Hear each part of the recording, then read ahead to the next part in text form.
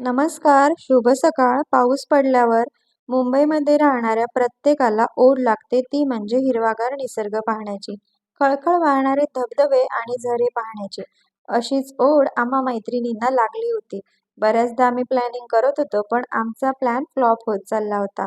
शेवटी तो दिवस आला आणि आम्ही थेट निघालो आदईच्या धबधब्याकडे. तिथे जाताना मध्येच वाटेमध्ये चिखल, माती असं होतं. तर हे पहा इथे चिखलातून आम्हाला निघता निघता नाकी नऊ येत होते. पण आम्ही तिथे पोहोचलोच. आमच्यासोबत मुलंही होती. त्यांना तर कधी एकदा धबधब्याकडे जातोय आणि आपण भिजतोय असंच वाटत होतं. आम्ही तिथे पोहोचलो खरे, पण पुढे आता आम्ही पुढे आलोय, पण त्याच्या आधी आम्हाला पोलीस भेटले होते. तर झालं असं, की प्रत्येक ठिकाणी पोलिसांचं नाकाबंदी असतेच. तर त्या दिवशी पण पोलीस होतेच, पण पोलीस सगळ्यांना वॉर्निंग देऊन निघाले आणि आम्ही म्हटलं, की आता आलोय, तर आपण एन्जॉय थोडंफार करून थोडंसं तरी धबधबा पाहूया आणि निघूया. म्हणून आम्ही पोहोचलो. थोडंसं चालायला लागतं. चालत-चालत पुढे गेल्यानंतर पहा असा हा निसर्ग आपल्याला अगदी साथ घालत होता असंच वाटतंय. पाऊस पण त्या दिवशी खूप होता, त्यामुळे झरे अगदी ओसंडून वाहत होते. दृश्य पाहून मन अगदी तृप्त झाले होते. तहान, भूक हरपून डोळ्यामध्ये सर्व साठवून ठेवावंसं वाटत होतं. आमचे 3-4 तास कसे गेले आम्हालाच समजले नाही. जास्त धबधब्याच्या जवळ न जाता एन्जॉय करता येतो, पण काही जण ऐकत नाहीत आणि संकटे ओढवून घेतात. आपला जीव सांभाळून इतरांना चांगला संदेश देत आपण खूप एन्जॉय करू शकतो. असंच आम्ही पण केलं. स्वतःची काळजी घेत छोटी ट्रिप, पण आभाळा एवढा आनंद आम्ही सामावून घेत होतो.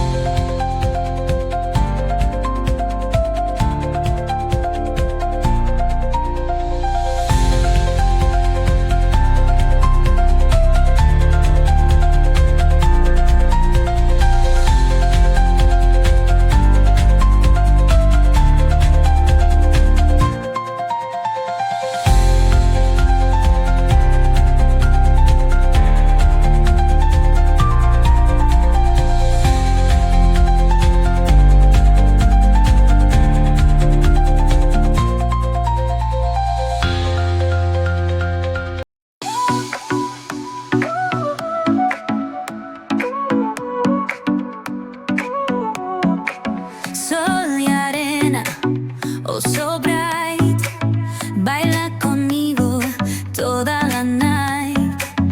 El ritmo suena, can you feel? Move your body, it's so real. Vuélvete loco, don't stop now. आता आमचा परतीचा प्रवास चालू झाला.